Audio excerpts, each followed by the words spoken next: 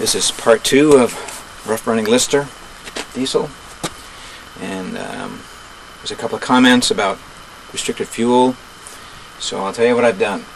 I've drained the whole fuel system, drained everything out of the tank, make sure all the lines are cleared, put fresh fuel I just bought in town into the tank, made sure the fuel flow was free all the way to the banjo nut here on the injector, and that's the case. Plenty of fuel coming out there.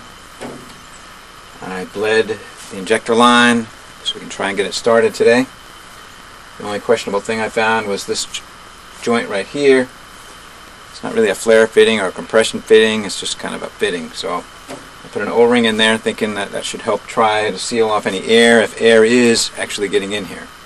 I also put some clay on the outside just as an added measure, just to see if it's sucking air. Otherwise, the rest of the fuel system is great. There's no additives in this fuel. Like I say, fresh. Everything has been cleaned out, ready to go. The engine beds are still in good order. They're bolted to the concrete, and the engine is bolted to the top bed there with the shock absorbers between. That's all working fine.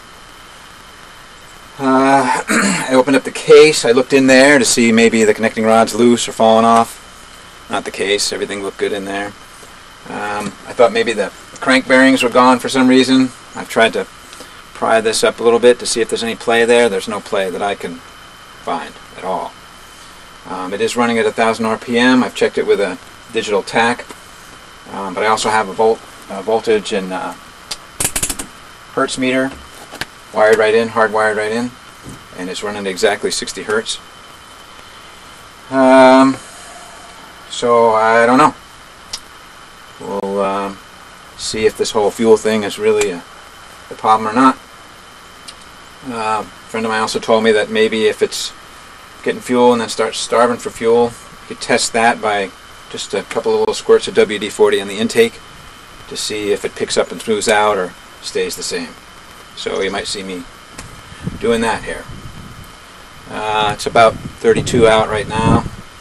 I mean, I don't know how cold that fuel is when I pumped it out of the ground from the gas station, but yeah, it's not a balmy day, but this is supposed to be my backup generation system when the power company can't supply us power, and if it doesn't run when it's cold, it could be a problem in the winter when the power goes out. I have not taken the injector out and looked at that. I haven't done that yet, nor have I been finding a way to test the injector pump. So if it is fuel, those are the only two things left that haven't actually been verified. Why they would go after 30 minutes of running fine. When I first bought this engine has 30 minutes on it. I ran it like 3 times, 10 minutes at a time, and on the last run, at the end of the last run, it started doing what you saw in the previous video, which is vibrating like crazy.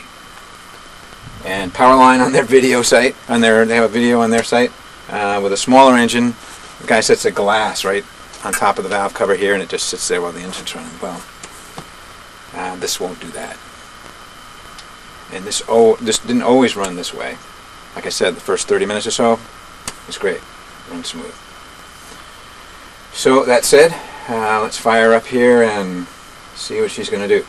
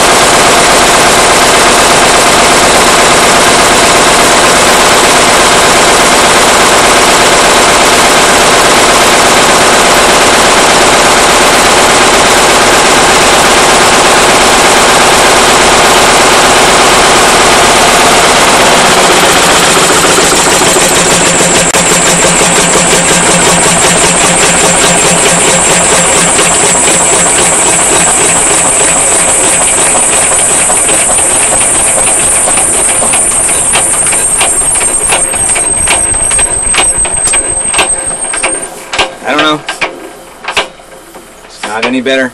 Matter of fact, it's worse. Used to start smooth and run rough, and now it pretty much just runs, as you see, pretty rough right from the get-go. So, not a restricted fuel, at least not in the line. So is it a problem with the injector pump, with the injector? I don't know. I don't know.